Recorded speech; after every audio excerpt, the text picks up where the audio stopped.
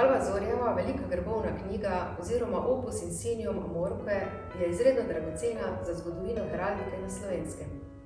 Poleg tega nam daje najstarejše podatke o barvah mnogih grbov. Vsekakor je to najobsežnejši heraldični zbornik za slovenske dežele, ki je bil doslej izdelan. Baron Janez Vajkard Valvazor spada med najeminentnejše može, ki so živeli in delovali na slovenski zemlji. Poznamo ga predvsem po njegovem največjem delu Slava Vojvodine Kranjske, ki je izšlo 1689 in je prvi sistematični prikaz naše zgodovine, ozemlja in načina življenja. V letih njegovega izdajateljskega delovanja je izdal tudi vrsto topografskih in umetnostnih z bakrorezi opremljenih del.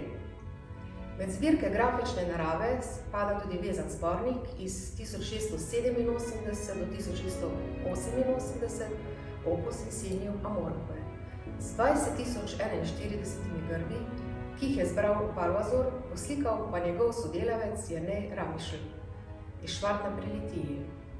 Originalna velika grbovna knjiga je danes shranjena v Metropolitanski biblioteki, ki jo čuva Narodna in sveučiliška knjižnica v Zagrebu. Naslov grbovne knjige, vse podpise grbom in celotni indeks je napisal Valvazor lastnoročno. Grbi so razdeljeni sistematično v več poglavij: fantazijski, kranjski, štajerski, koroški, nemški in drugi grbi. Za nas je še posebej zanimiva skupina koroških grbov. Tu so predstavljeni grbi raznih rodbin iz takratne Koroške, grbi škofij, proštij in opatij ter grbi koroških mest.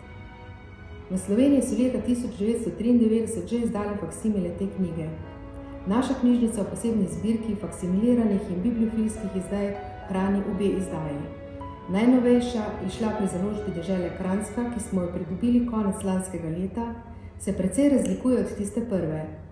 Ne samo zaradi tega, ker je razumevanje Valvazorja, njegovih sodelavcev in plemstva nasploh v zadnjega četrt stoletja precej napredovalo, ampak je tudi knjiga precej drugačna. Ne prinaša samo faksimilov izvirnika in komentarjev, ampak vsebuje tudi slovensko prečrkovanje Valvazorjevega rokopisa. Izvirnik je namreč v pisani nemški gotici, ki je večini danes nerazumljiva, že zaradi črkovanja, tudi če obvladaš nemščino. Nova faksimilirana izdaja pa je razumljiva vsem, saj je črkopis seveda tiskana latinica. V slovenščino so sicer prevedli imena mest in trgov.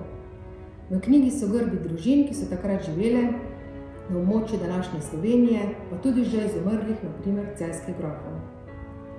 Kakor se za tako pomembno delo spodobi, je tudi izvedba knjige na 800 straneh vrhunska. Ob minimalni osvetlitvi, s katero so zavarovali izvirnik in omogočili čim bolj natančno reprodukcijo barvnih grbov, jo je fotograf Goran Mržina fotografiral v zagrebški nadškofijski knjižnici.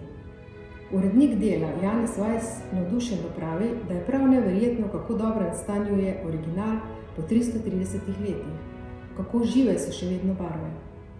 Potem so posneto z moderno tehnologijo primerno obdelali, natisnili z vrhunsko barvno tiskarsko tehniko na visoko kakovostnem papirju, jo ročno zvezali v pravo goveje usnje in okrasili z zlato obrezo. Čeprav po Vajsovih besedah grbovna knjiga ni delo v kategoriji Slave Vojvodine Kranjske, je vsekakor zelo pomembna. Vsega gradiva, ki je v njej, danes ni več mogoče najti drugje, vsekakor pa je zanimiva tudi zato, ker gre za Valvazorjevo najbolj barvito delo. V nasprotju z njo je slava namreč črno-bela.